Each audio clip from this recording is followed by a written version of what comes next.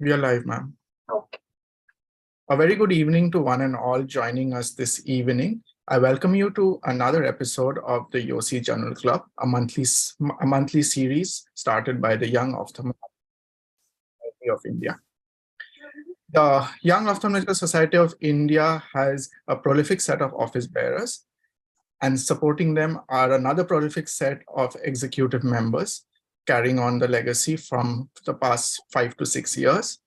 The concept of the YOSI Journal Club was to learn and grow, to facilitate young ophthalmologists, fellows, as well as residents to present papers, to understand journal articles and manuscripts, and more importantly, to interpret them in the correct way.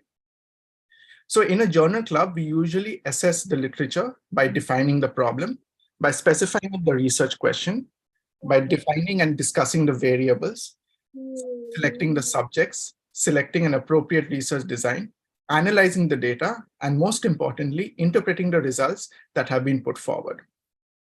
The format of the YOSI Journal Club is very unique in that way. For a month-long end, we choose a presenter who is usually a resident, a fellow, or a young ophthalmologist, and this person is assigned to a mentor. The mentor, as well as the presenter, go through an article for one entire month, dissecting it, where the mentor helps the presenter.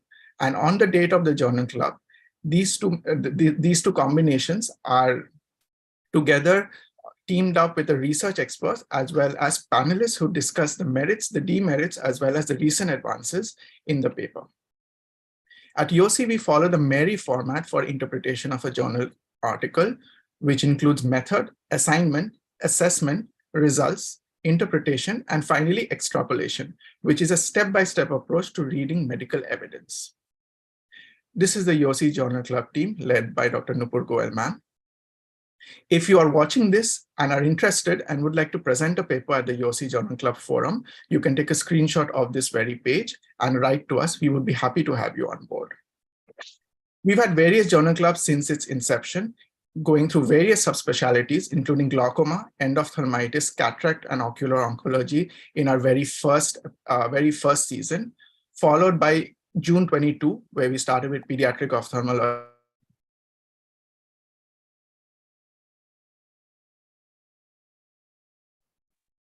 Anujit, you're stuck.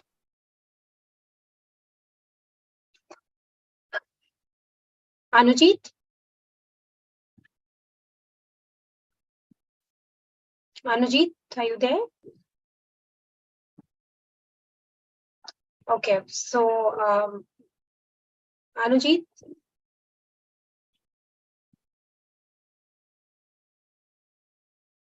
So what Anujit was telling was that we've had a lot of successful run with the journal club sessions. So I think Anujit is stuck with his, Anujit, are you there?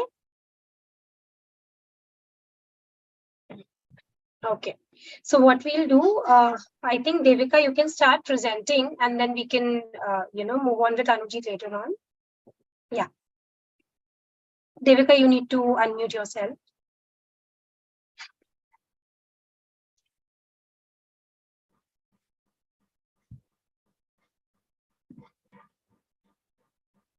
Ma'am, is my screen visible? Yes, Devika. Okay. Good evening to one and all. I am Devika Saxena, a second-year postgraduate at Sarojini Devi Eye Hospital under Osmania Medical College, and my article's title is a one-year retrospective case series of fluocinolone acetonide 0.18 milligram injectable intravitreal implant in chronic uveitis. It is published in the American Journal of Ophthalmology with an impact factor of 5.488. And my mentor for the month is Dr. Lubani Jain Sharma. Introduction. Uveitis is an important cause of vision loss worldwide due to its sight-threatening complications, especially cystoid macular edema, as well as choroidal neovascularization, macular ischemia, cataract, and glaucoma. Systemic steroids are the mainstay of therapy for non-infectious posterior uveitis especially. However, various systemic side effects can occur.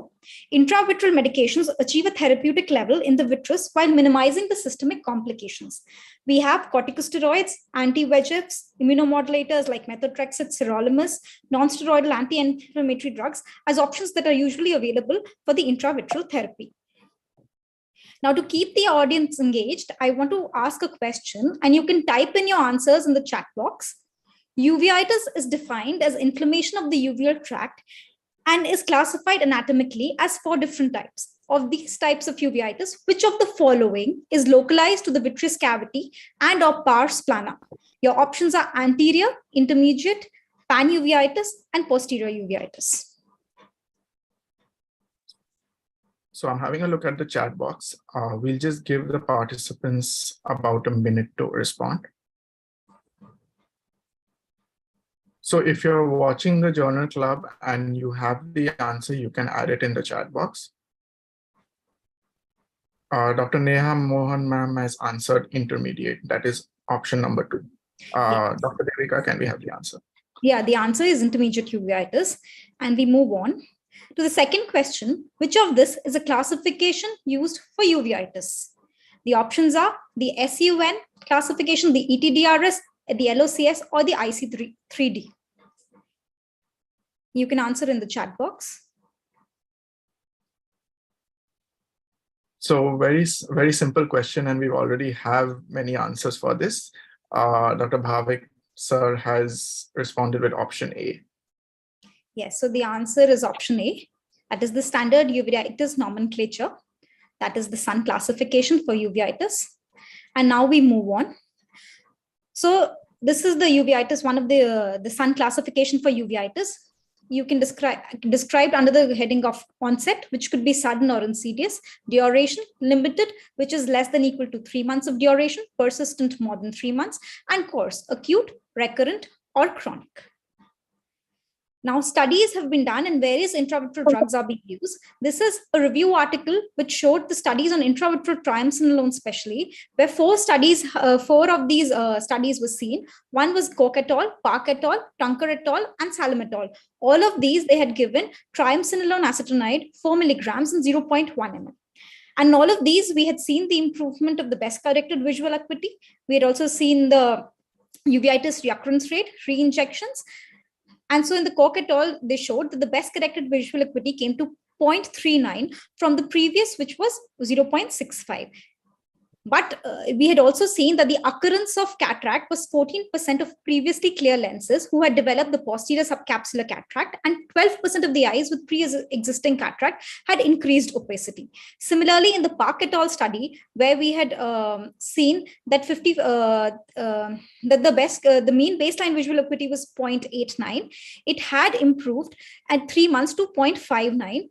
Where 49 eyes of 49 patients were used, and the ocular adverse events where cataract developed was 62% of phakic eyes, and surgeries were required. Similarly, the raise in IOP was 39.5% of eyes, where they had no known initial rise of IOP, and 3% of eyes with, that required surgery for it. Similarly, there were 2 more studies of Tunker et al. And Salam et al.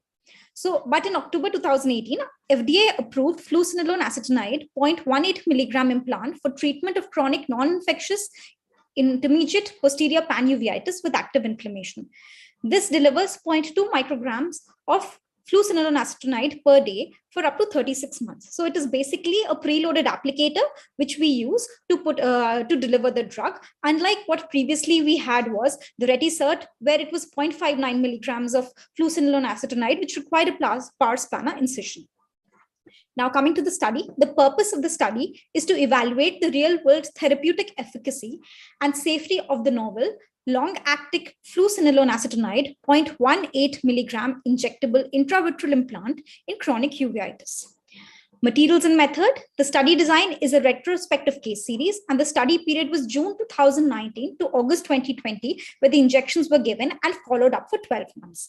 Study setting was a single academic uveitis center. Study population were all those patients with non-infectious intraocular inflammation that had received fluocinolone acetonide and had consented. Total number of patients were 68 eyes, and the total number of eyes were 103. The inclusion criteria being those eyes who were given the fluocinolone acetonide intravitreal injection implant, and they were more than 18 years, and who met the additional criteria for immunosuppression, which was active inflammation that was not controlled by the current regimen on which they were, or persistent or recurrent uveitic macular edema, despite being on adequate systemic immunosuppression, or on patients being intolerant to the systemic immunosuppression. Details that were collected from the records were as follows: age, gender, laterality, anatomical location of the inflammation, presumed etiology, prior infectious or inflammatory workup, ocular medications, ocular surgical history, and the indications for the FAI. Intervention was done by these 2 fellowships trained for uveitis, and parameters that was looked up during follow-up were the visual acuity, where we had done the Snellen's chart, and the baseline visual acuity was measured and converted to logMAR. Inflammatory activity, whether improvement or resolution was there. And this inflammatory activity that was looked up was seen as the improvement in 2 grades, or resolution where there was no vitreous cells or vitreous haze or retinal vasculitis or any anterior chamber cells. Macular edema, resolution of macular edema, which was seen with dilated fundus examination, and improvement in the visual acuity of more than equal to 1 line of improvement in the Snellen's chart over a period of 2 visits that was seen. Immunotherapy and corticosteroid sparing effect was that immunotherapy that the patient had to stop completely the immunotherapy that was there, and corticosteroid sparing effect where the dose was reduced of the oral prednisolone to less than 10 milligrams on 2 visits, which were at least a month apart.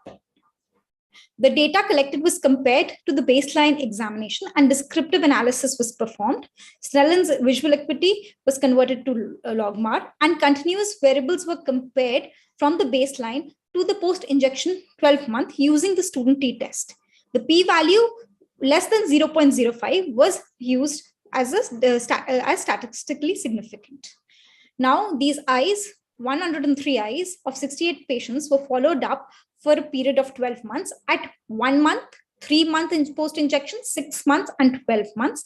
And all of these eyes, 100% of eyes were present for at least 1 follow-up, and nearing 50% of eyes were present for all the 4 follow-ups. There were eyes that were lost to follow-up, where 4 eyes were lost to follow-up at 1 month, 5 at 3 months, and 10 at 6 months. Coming to the characteristic of the patients and the eyes that had received the injection, the mean age was 59.37. About 70%, that is almost 3/4 of them, were female, and more than 3/4 of them were whites. Bilateral uveitis was seen in 50% of them, and of that, it was the posterior uveitis which was the maximum, approximating 44.7%. On daily corticosteroids, there were about 54.5 people, and the mean dosage was 10.4.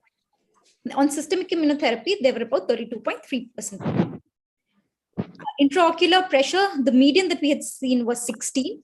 And the procedure history, there were about maximum procedures that were done before the onset of the injections was the cataracts, which was 73.9, followed by pars plana vitrectomy, then prior intravitreal steroid injection, and then surgeries. Visual acuity at the baseline was 0.40 logMAR, and the eyes were followed up for the 12 months. Now, seeing the efficacy analysis, we can see that the improvement in the visual acuity, which is more than equal to 2 lines of improvement in the Snellen's visual acuity chart, there, from the baseline of 103, there was a 26% improvement. 26% had an improvement, which was seen here at the end of 12 months. And the eye's visual acuity improved from 0.4 at baseline to 0.3. In the systemic corticosteroid and immunotherapy sparing effect, we had seen that the mean daily dose for patients on oral methylprednisolone at baseline was 10.4, which reduced to 3.56. And patients on oral prednisolone, which were initially more than 10 milligrams benign, had reduced to 3.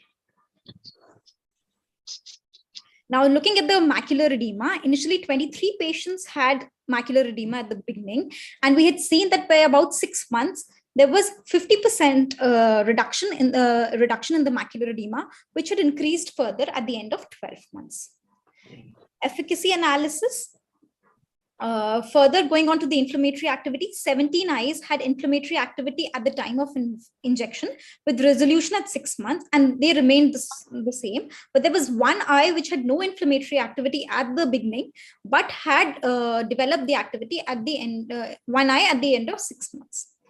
Now, immunotherapy sparing, 37 were on oral prednisolone at the baseline, and 17 were able to discontinue by 12 months, and the dose had declined from 10.4 to 3.6. And of the 9 patients who were on more than 10 milligram, 7 were able to come down to less than 10 milligram. And as mentioned, that the systemic immunotherapy discontinuation out of 22 patients, 7 of them were able to discontinue the therapy at the end of 12 months. Coming to the safety analysis, the procedure was well tolerated in the office, and there was no complication of a vitreous hemorrhage or a retinal detachment or any of the endophthalmitis.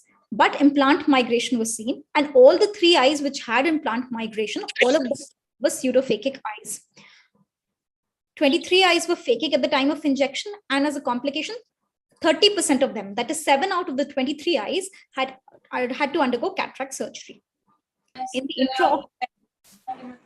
the intraocular pressure, the baseline pressure was 16, and it continued to rise, and more.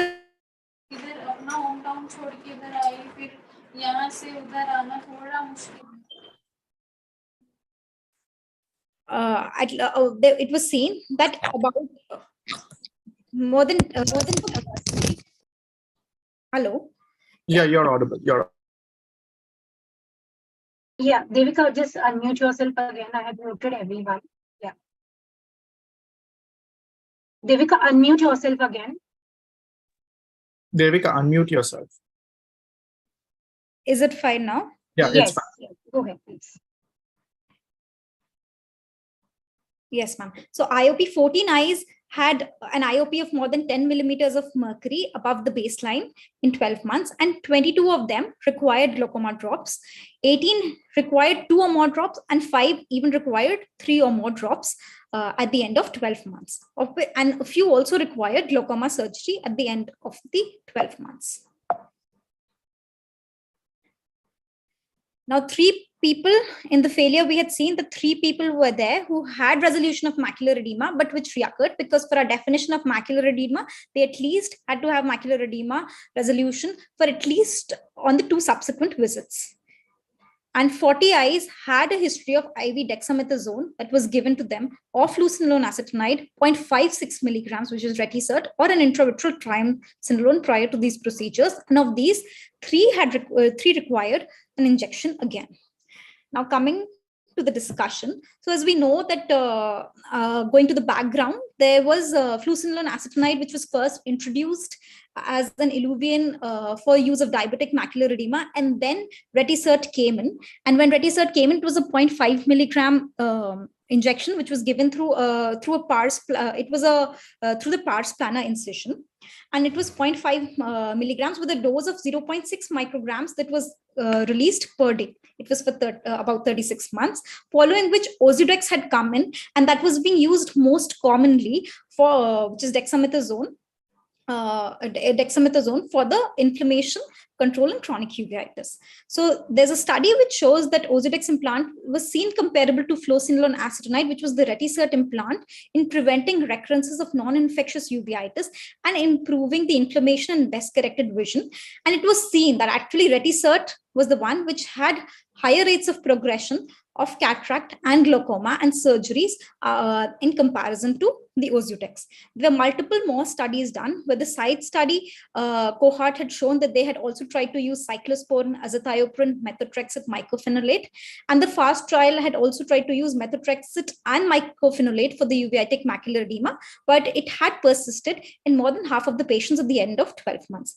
Similarly, Jap et al. Had also shown that the fluocinolone acetonide, which they had used, and they had compared between the 0.59 milligram implant and the 2.1 milligram implant, and they had also shown that eyes that required systemic medications, periocular injections, and corticosteroids, though had decreased significantly, but All of these patients had development of glaucoma, pressures were increased. That is about 51.1% of the implanted eyes required ocular antihypertensives, anti-glaucoma drops, 5.8% underwent the glaucoma filtering surgery, and lens opacity scores had increased by 9.9%. So there was no statistical difference that they had seen. There was another study which was done, which showed, which was between the fluocinolone acetonide, that is the UTIC one, which has been introduced now, though this has not come to India, and which is the one we've been talking about, the 0.18 milligram. It had shown that the insert group, there was a comparison between the fluocinolone and the sham group, and we had seen that the raise in IOP that was there was much more in comparison to the sham group, and also the development of cataract. Now, author's conclusion: fluocinolone acetonide has been shown to be safe and effective at controlling intraocular inflammation with uveitic macular edema. However, recurrence rates suggest that monotherapy might be ineffective, and it is best to be used as an adjunct in maintenance when low levels of intraocular inflammation need to be suppressed. The strength of the study is that it provides real-world data on the largest case series reported, and it is not limited to the confines of a clinical trial. Limitations: it's a retrospective study, and so we have to be very careful, and obviously it will lead to treatment of bias and loss to follow-up. And since it was this fluocinolone acetonide was offered to all who had met the criteria, but not everyone could accept it because of the cost barriers in insurance. There are no control variables in the study, and patients on varying doses and classes of systemic agents could also act as a confounding factor because we don't have a uniformity. More than 1/3 of the patients had received the corticosteroid injections in the past, which could also influence the incidence and progression of the cataract. And imaging, including OCT nerve and macula, were not obtained to compare subtle changes in the retinal nerve fiber layer thickness over the treatment duration. Now, one more question before we move on. The most common cause of approximately half of the cases of uveitis is idiopathic, but there are several other conditions that cause each of these diseases as well. Of these, which of the following is the most likely to cause posterior uveitis or retinitis? Your options are tuberculosis, toxoplasmosis, sarcoidosis, and herpes infection. You can write in your answers in the chat box. So for those joining us right now, if you know the answer, you can put it in the chat box. Dr. Bhavik sir has entered option number 2. So Devika, can you tell us what the answer is? Yes, the answer is toxoplasmosis. Okay, now coming to my Mary format, where I dissect the article.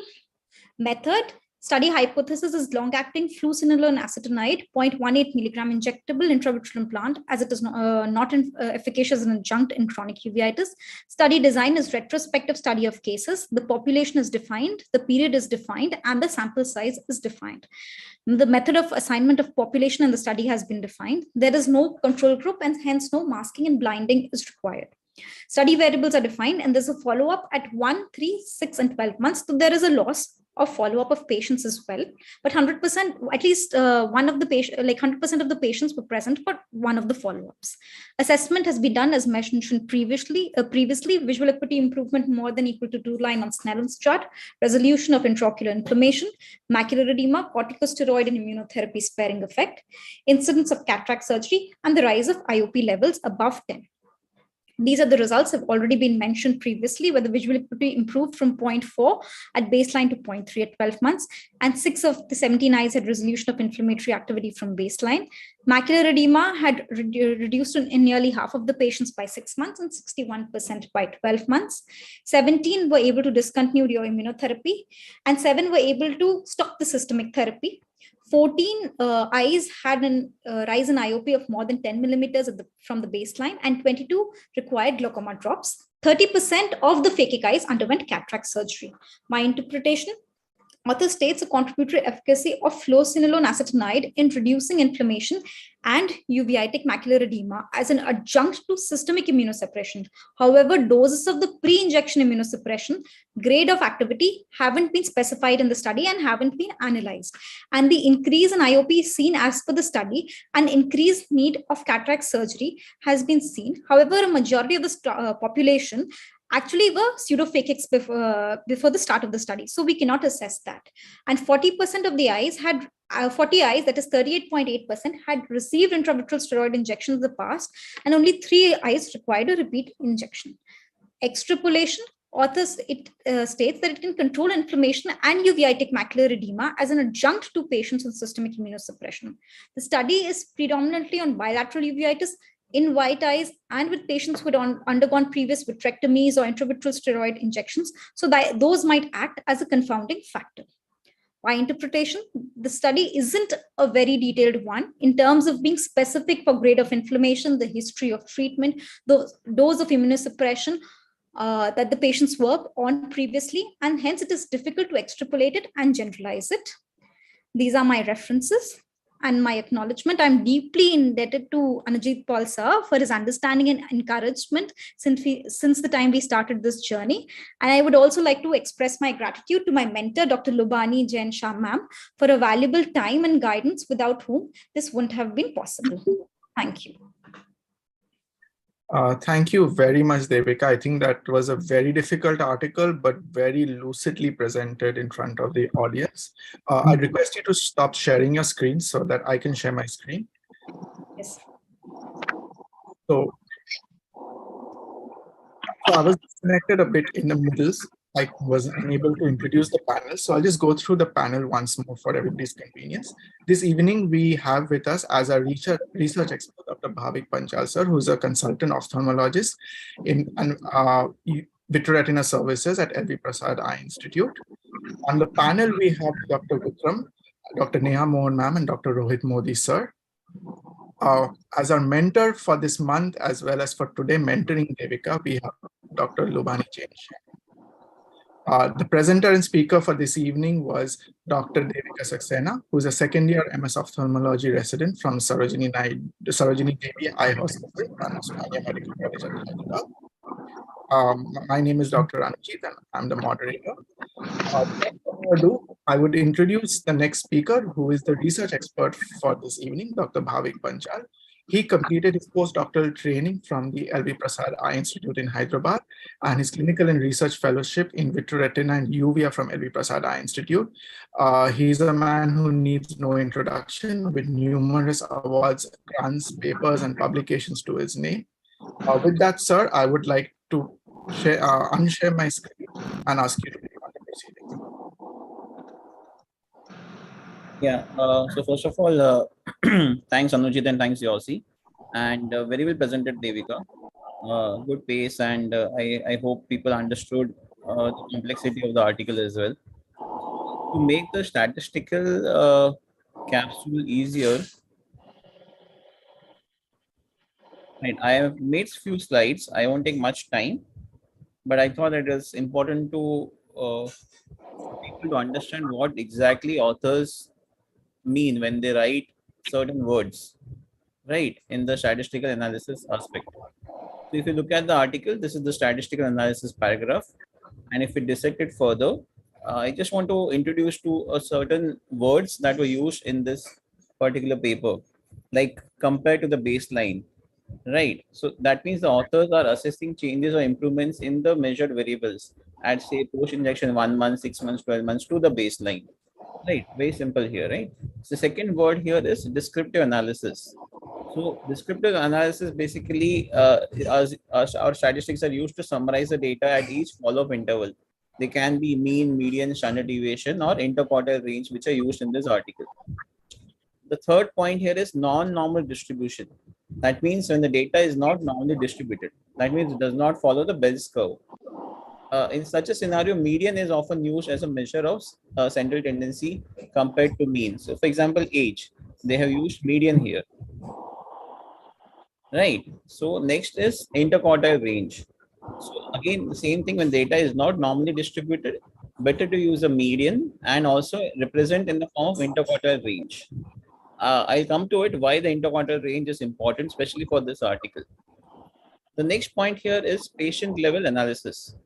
That means there was no clear-cut categorical data present here. Like, for example, oral dose of prednisolone, they used MMF, methotrexate, but we could not compare So that is why they had to go to each patient and compare their own dosages. So there was no mean or median available for that. Other important aspect is visual acuity conversion. It's extremely important to represent in logmar and always convert to logmar your Snellen's charts. This is how people across the continents are actually who are reading your papers can use and analyze your results. It's easier for analysis as well. Lastly, cumulative tools, student t-test and statistical significance. Right. So cumulative totals basically are used to show total sum of variable over all prior months. So it is a graphical representation, what we had in P1, 3, 6, and 12.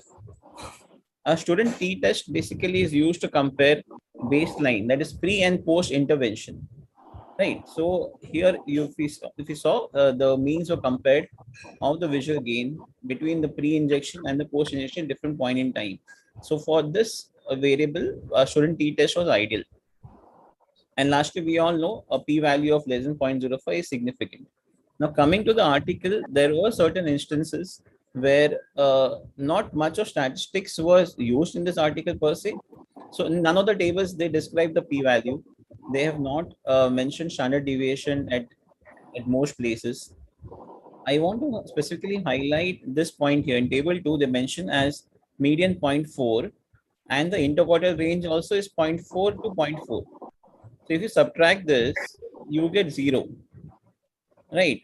That means the data is everywhere is only on one line. So for every patient, it was 0.4 was the vision, which I don't think was correct here. So there might be an error or this data was incorrectly captured, right? Coming to the second point here, what Devika mentioned about the IOP rise. So if you look at the table and you dissect the table here, it's very simple to get fooled, right? So eyes with at least one drop added since baseline, that is 25%. That means 1 in 4 patients required AGM. Now, one drop can be two medicines, one medicine they have not described. Is it a combination of brimonidine and timolol maleate? We don't know that. But if we see eyes with more than 2 drops added since baseline, that is almost 20.5%. That means 1 in 5 patients require 2 AGMs. Same way with cataract. 1 in 3 patients develop cataract from that subset. That is 33%. Right. And you add to it another 8% who underwent surgery, glaucoma surgery. So the complications are quite high. But what they mentioned finally is that has been shown to be safe and effective. So this is what we have to take with a pinch of salt. Don't just take the results and the discussion on face value. Go to the tables, analyze the tables yourselves. You'll realize that there are a lot of hidden points which are there. Sometimes it can be a pharma-driven research as well. Right? Those are the points from my side. Any comments per se? I'll be happy to answer. Thank you so much, sir. Very well dissected. Picking up these minute, intricate points is definitely a feat. With that, I'd like to move on. So we move on to our expert panel for this evening. I would like to start by inviting Dr. Rohit Modi, sir. Dr. Rohit Modi, sir, completed his fellowship in vitreoretina and uveitis, as well as has a special interest in biostatistics. He's the director of the Centra Eye Clinic Hospital in Mumbai. And I would invite sir to discuss the positive aspects of this paper. Hi, Anujit. Thanks, Nupur and Anujit, for this opportunity. Am I audible, Anujit? Yes, sir. Yes, sir. Yeah. So my positive takeaways, all the points which Bhavik has mentioned are accepted. My positive takeaways would be, this is a real world data and probably the largest reported series. And in such a realistic scenario, sometimes it is difficult to compare the dosages of systemic steroids or systemic immunosuppressants, but it gives us the realistic usage scenario because we know that in the real world it is challenging to implement these study settings. And authors accept the fact that it is used as an adjunct to the systemic immunosuppression. And whenever we are treating patients who have chronic uveitis or chronic uveitic CME, these patients, we have to think of a trade-off when we're thinking about, rise in IOP or cataract formation. Is it coming at the the cost of reducing the system immunosuppression, which could be potentially be toxic, have renal toxicity or hepatotoxicity? So those things are important. And the authors, which I really liked, was they have even used it in vitrectomized eye, because I do sometimes do therapeutic vitrectomy in patients who are not responding or on having long-term immunosuppression, and they usually respond well with vitrectomy. So even in vitrectomized eye, the efficacy was found. Obviously, we would love a longer-term follow from the authors. And what I could find out about the cost of illuvium from one of the suppliers was that if we buy a single illuvium in the import, it is around going to be 9,000 euros. So that is a huge thing to extrapolate in our practice. That would be around 8.2 lakh rupees. Thank you so much, sir, including the point about using steroids in going for therapeutic vitrectomy in long-standing cases of immunosuppression and uveitis. With that, I'd like to share my screen once more and invite the next panelist, Dr. Neha Mohan ma'am. She's a veterinary fellow from LP Prasad Eye Institute and currently is at Jain Eye Hospital and Laser Care Center at Shalimar Bagh, Delhi. I would like to invite ma'am to share the negative aspects of today's paper. Yeah, hi, good evening. Am I audible? Yes, ma'am. So you actually chose a wrong person for the negatives, because I'm not negative about anything. I think, any learning is a learning, and but because I had to dissect, so I had to actually scrutinize the paper to find something negative. So instead of focusing on the negative aspect, let's talk about uveitis, chronic uveitis as a whole. And whenever you are managing uveitis and thinking of steroids, the two main things that come to your mind is the rise of intraocular pressure and cataract. Okay, so these are the two major concerns. Otherwise, if they were not there, we would put steroids in everybody, right? Now, the main thing that comes to me is intraocular pressure. Cataract, we don't bother because one day it'll go out, and technically we should, because if a child is 18-year-old or 20-year-old, he would definitely not want to have a cataract at that age. And mentally, it is so exhausting for them to undergo cataract surgery at this age, because they are yet to marry, and so many things come into their mind, that how will I tell my spouse that I have cataract surgeries operated? It's that big deal. For us, it is not, but for them, it definitely is. So you just can't get away by saying that, okay, even if it is giving cataract to 33%, it's just fine. The age that this paper tells is 58 years. So at 58, if you're giving a cataract to somebody, it really doesn't matter. But they have included patients above 18, so it does matter. But coming on to the more important point is the intraocular pressure. And somehow I feel all the steroid responders are uveitis patients, because generally you would not notice patients giving a steroid response. But agar wo uveitis, if the patient has, the incidence is really high. And in the paper, they don't mention anywhere, they should have given a proper analysis that when the patient was on drops or on oral steroids, was he responding? And did they dare put the fluocinon into such patients who were already steroid responding? So from them, I would, at least on steroid response, expect few things. First, how many of the steroid responder that they knew they put the drug, and did the pressure raise further, or it was in the same range? Second, how many which were not responding and they put the drug and they showed a steroid response after the local depot? Thirdly, they also mentioned that they had to take these patients from glaucoma surgery. Now, my experience with glaucoma surgery is very bad, because what happens? So I'll tell you a short story of a case. There was this young female 20-year-old. She underwent a PST somewhere, and her pressures went really high, like 40. And then to cope up, a trap was done. The patients went fine. But the time the steroid response wanes away, these eyes become extremely hypotenuse. And now the patient is not losing vision to uveitis, it is losing vision to hypotenuse maculopathy and optic neuropathy. And I had to actually refer the patient to Dr. Sirisha for closure of trap. So uveitis is going to lower the pressure one day.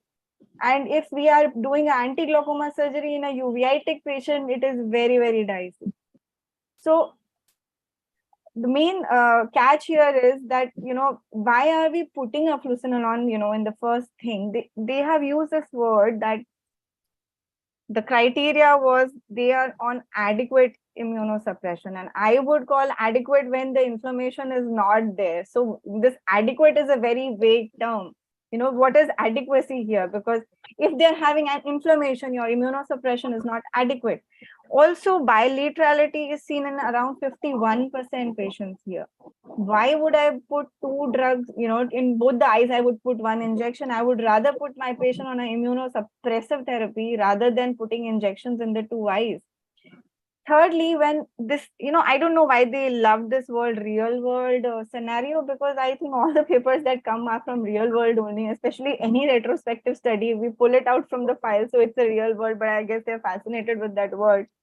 But actually in real world, when you are dealing with these kind of patients, if my patient has bilaterality and my drug is not being controlled by the immunosuppression that I am giving, I will switch the immunosuppression. If I have my patient on metho, I will put that patient on mycophenolate and, otherwise. And luckily, not always, but yeah, except for Behçet's and maybe a few other posterior uveitis, we don't need ADA and, these kind of exemptions in our adult patients for uveitis. And MMF, metho, AZA, these are such safe drugs, they hardly have any side effects that they have to discontinue and things like those. So yes, if a patient is pregnant, if somebody is wanting to plan a pregnancy, and if some other case scenario like metho gives a very, very bad nausea, it's just once a week, but you will have the patient telling you that वो एक दिन से पहले the anxiety and वो एक दिन के बाद the anxiety kills me, that it's going to make me nauseous and I'm just going to lie on my bed. Those are the places where you start thinking, okay, I want to put a local depot. But if your patient is well educated, he will also know that the effects are going to wane away. Especially I'm talking in Ozurdex case scenario, that 3 months cover is nothing. So I practically never put an Ozurdex until my patient is pregnant. And that too, just in the first 3 months, because this is not going to help. I don't know how much this actually works. Does it really work for 3 years? But the main concern was IOP only for me. And what else? I had few more things, but I think that's good gyan for the day. Yeah. Right. Thank you so much, ma'am. Thank you for adding in a personal story to elucidate your point. I think that's very important for people who are listening to go forward. They want And to. one more point regarding the cystoid macular edema. So whatever studies they have quoted and even their own observations, any kind of treatment is almost treating only 50 to 60% of the patients. Right? Whether it is immunosuppression, whether it is dexamethasone, whether it is their drug only, it's like 50% at 6 months and 61% at 12 months. But some are having rebound also, so treating macular edema is generally permutation and combination of things, and by hook or crook we have to settle the macular edema. But then it doesn't give any edge to the drug that if nothing is working, I'll put this and it is the wonder drug. So for me, it still needs to be scrutinized a lot with lot of documented things, like they shared the OCTs and they let us show how it is affecting. So that is the main. Okay, thank you. Thank you, ma'am. Thank you once again for sharing real-world examples from your practice as well, which is very important for those listening in. With that, I would want to invite our next panelist, Dr. Vikram Vinay Kondania, sir. I'm so sorry. Dr. Vikram completed his VR fellowship from Shankar Nethralaya in Chennai in 2016, following which he was a VR consultant at the Shroff Charity Eye Hospital in Delhi for 3 years. He's currently working as a vitreoretin and uvea consultant at Eye Care Hospital and PG Institute. Sir, I'd like you to take over. Hi, good evening all. So first of all, I would like to praise really Anujit for all his efforts and constant putting up with us. And also to Nupur for organizing and all the committee for organizing such a beautiful event. And Devika, also you presented really well. So that was very nice. Congratulations to you. And now I wanted to talk a little bit about the newer developments that are happening with this topic. So first of all, I would just like to answer what Dr. Neha said, that does it work for 3 years? So actually we were a part of this trial of this UT. So it was a Savida company trial. So it definitely works for 3 years. So the trial was completed in 2018. So, but it does work. But of course, those complications are there. And that is why we want a new product. And also Dr. Bhavik said that a lot of things are company driven. So I do agree with that, it must be, this is also a US study. Savida is the company which makes it. That is also a US based. It's not yet popular. And it hasn't got, it recently got FDA approval, but it got Medicare approval from the UK a lot earlier. So it was introduced first in the Europe and then in the US. So those are the things. But of course, as with any other steroids, so the main side effect still remains the cataract formation and IOP rise. And that is why now we want to move ahead and we are looking at alternatives. So at currently we have sirolimus, I think, which is not yet available with us, but we are not much studies from us. But Sakura trial has shown that it has shown really wonderful effects. And almost for 1 year, the effect was prolonged. It's an mTOR kinase inhibitor, so and there is no rise in issue no issue with IOP rise, and there are no cataracts that were reported with this trial. Also, the newest thing that is more targeted now is anti-IL-6 therapy. So there's a tocilizumab which is being tried as an intravitreal drug. So we are part of that trial. Also, it just recently it's introduced, and they have done the phase 2A study, and in which they really got good results, and that is why they have straight away jumped to a phase 3 study. And currently they are recruiting patients, and hopefully that with this targeted therapy we'll have more armaments to fight with this difficult disease to treat. It's really difficult, non-infectious uveitis. Yeah. Thank you. Hi, Vikram. So I was a part of the Sakura study. Yes. Yeah. Because it was way back in 2012. Yes. And it was limited to usually intermediate uveitis patients, because at that time, even for intermediate, we were sometimes not sure because it said non-infectious, and a big part of that is also tubercular, right? Yeah, so, it was very but difficult. The grading was just the haze. I mean, because I have been a part of it, so I understand, because the only thing we used to grade was, okay, now it was 3+, and now it is 1+, and adjunct therapies are always going on with it. And probably that's why sirolimus never picked up. Adjunct and rescue, both. Yeah, both. So sirolimus, I am not sure if it has any future, but yeah, maybe tocilizumab. Thank you. Thank you so much, sir. Keeping fingers crossed for tocilizumab. Yeah.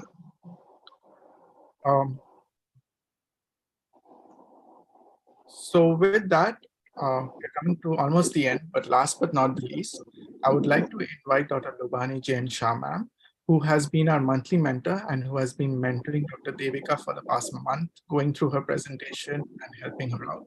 She's the founder and the medical director at Dr. Lubhani's Advanced Retina and Eye Care Center in Mumbai. She's a vitreoretinal surgeon and uveitis consultant, having completed a long-term fellowship from LV Prasad Eye Institute.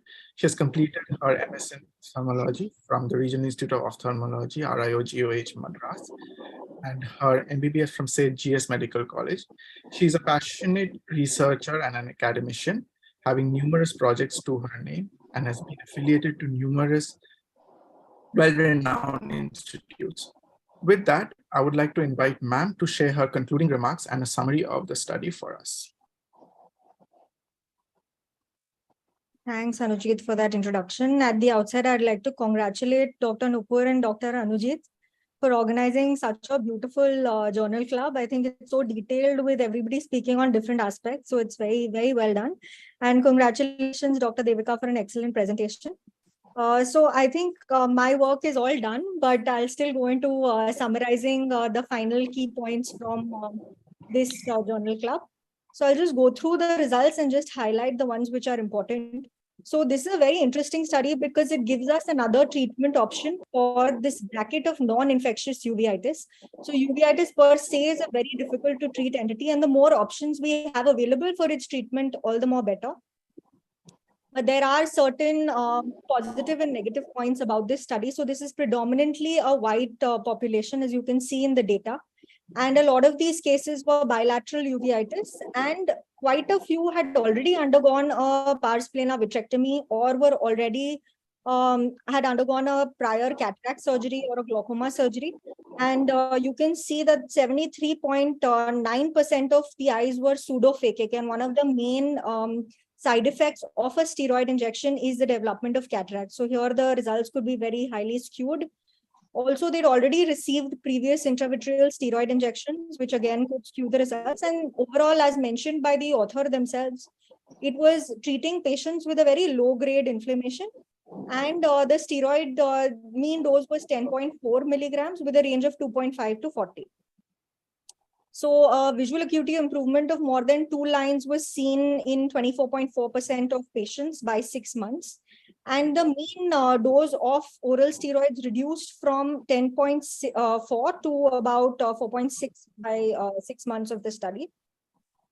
The inflammatory activity, of course, showed an improvement. 17 eyes had inflammatory activity at the time of injection, had a resolution at 6 months, and that remained so. An immunotherapy sparing effect was seen. 17 patients were able to discontinue their therapy at 12 months.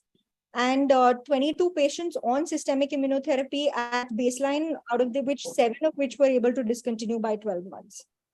So procedure-related complications as per the author were close to nil, with an implant migration noted in 3 patients. And 23 eyes were phakic at the time of the injection, out of which almost 30.4% of the eyes underwent cataract surgery, which was quite significant. Again, the glaucoma surgery was performed in a very high number of 7 patients, and about 1 IOP reduction drop was required in 1 out of 4 patients, which again was very significant.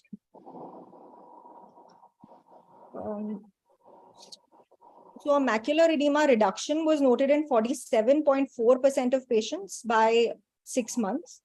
And 3 patients who had a resolution of macular edema then recurred on follow-up, which shows that this was not necessarily very effective throughout the 3-year period that it is claimed to be effective. So limitations are, of course, it's a retrospective study. There was an indication to treat bias and a loss to follow-up. And there were patients who were offered this injection but had to decline it because they weren't covered under insurance, something that we are going to face a lot in our practice scenario because insurance doesn't cover all of our patients. There were no control variables, and patients were on different doses of immunosuppression. Also, the classes of immunosuppression used were different. There was a varying history of a surgery or a previous corticosteroid injection, which again does not give any uniformity to the data. And nor did the author perform a subgroup analysis, all of which are limitations of a real-world study. And like Dr. Neha mentioned, there wasn't any imaging in terms of the OCT nerve and macular imaging that could be obtained from this study, which could have added a little bit more credibility. So to conclude, the author states that it is effective in controlling intraocular inflammation and uveitic macular edema. However, doses of pre-injection immunosuppression and the subgroups of the grades of activity should be analyzed, because the author here states that it is effective only in low-grade inflammation. As a monotherapy, it may be ineffective as suggested by the recurrence rates, and it is best used as an adjunct or a maintenance therapy when low levels of intraocular inflammation have to be suppressed. And what is good about this study is that it is at the end of the day a real world study. So it is more practical to apply this to our case scenario. And while we do have Ozurdex, which has proven to be effective in a very severe inflammation, the effectivity which we see practically is hardly 3 to 4 months, after which we need to repeat the injection. So this, if and when available, may give us a longer duration of immunosuppression in these patients. Thank you. Thank you so much, ma'am. I think that was extremely well summarized, bringing together both the positive as well as the negative aspects of the study. Fluocinolone acetonide is a drug which requires a lot of has a lot of conjecture among people who are yet to use it. I hope this journal club online will help them make a more informed decision, not only about fluocinolone, but also about other steroids which have been discussed in the meeting. So with that, we come to the end of this journal club. Before ending, I would like to render our appreciation to all the panelists and the presenter. A certificate of appreciation for Dr. Devika Saxena for an amazing presentation and lucidly breaking down the topic for all of us. So every student needs a teacher, and I would like to congratulate Dr. Lubani Jain ma'am for an excellent work done with Devika as well. To our esteemed panel, Dr. Bhavik sir, Dr. Rohit Modi sir, and Dr. Neha Mohan Jain ma'am, as well as to Dr. Vikram Kondania sir. Before ending, I would like to invite everyone for our August Journal Club session, which is going to be on oculoplasty. Once again, I would like to thank everyone who was a part of this Journal Club. If you have been a part and would like to present, you can write to us or take a screenshot of this and contact us. We would love to have you. With that, I thank all the members of the panel. A very good night to everyone.